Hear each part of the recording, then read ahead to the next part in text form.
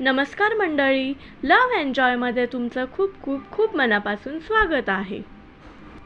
मागच्या व्हिडिओमध्ये आपण ओले बोंबील फ्राय याची रेसिपी बघितलेली होती आणि आज आपण सुक्या बोंबलाची चटणी ही रेसिपी बघणार आहोत.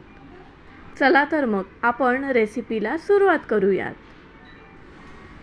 सर्वात आधी मी एक पॅन चांगला गरम करून त्यामध्ये बोंबलाचे तुकडे घालून घेतलेले आहेत. आपल्याला बोंबलाचे तुकडे मीडियम फ्लेमवर छान भाजून घ्यायचे आहेत.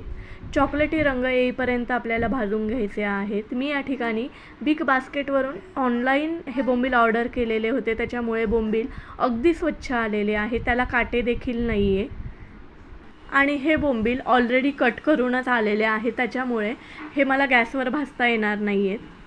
म्हणून मी या ठिकाणी पॅनचा वापर केलेला आहे. त्यानंतर मी एका बाउलमध्ये जे आपण भाजून घेतलेले बोंबील होते ते घालून घेणार आहे आणि आपल्याला त्यामध्ये पाणी घालून घ्यायचे आहे.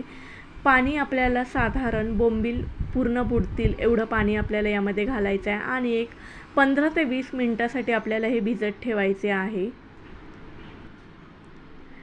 15 ते 20 मिनटे झालेली आहे. आता आपण हे बोंबील एका मिक्सरच्या भांड्यामध्ये घालून याची पेस्ट करून घेणार आहोत.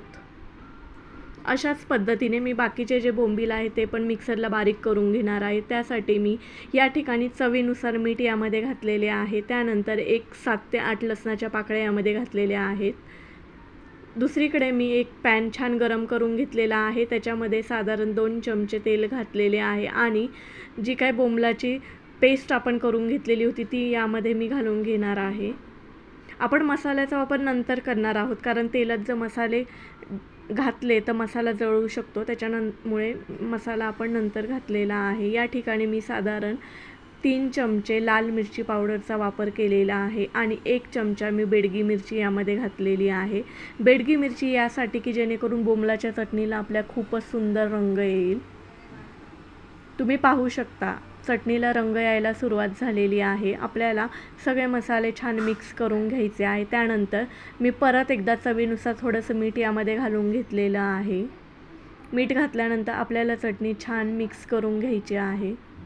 या ठिकाणी मी बोंबीलची बारीक पेस्ट करून घेतलेली आहे. मला या पद्धतीने चटणी आवडते, त्याच्यामुळे मी बारीक पेस्ट केलेली आहे. जर तुम्हाला आवडत असेल तर तुम्ही बोंबील थोडे मोठे ठेवू शकता. खूप सुंदर टेक्स्चर आलेले आहे, खूप सुंदर रंग देखील आलेला आहे, तुम्ही पाहू शकता. आणि बोंबील आपले छान शिजलेले आहेत. अगदी एक 5 ते 7 मिनटामध्ये बोंबील छान शिजून तयार होतात. तुम्ही पाहू शकता खूप सुंदर असा रंग देखील आलेला आहे. अशा पद्धतीने आपली सुक्या बोंबलाची चटणी बनून तयार झालेली आहे. ऑनलाईन बोंबील ऑर्डर केल्यामुळे आपला खूप वेळ वाचतो. आपल्याला बोंबील गॅसवर भाजायची गरज पडत नाही. आपण त्यासाठी एका पॅनमध्ये बोंबील चांगले भाजून घेतलेले होते आणि दुसरं म्हणजे हे बोंबील अगदी स्वच्छ असतात, त्यावर काटे देखील नसतात, घाण देखील नसते, त्याच्यामुळे आपल्याला बोंबील स्वच्छ करण्यासाठी जो वेळ लागतो तो देखील आपला वाचतो. त्याच्यामुळे तुम्ही नक्की ऑनलाईन बोंबील ऑर्डर करा.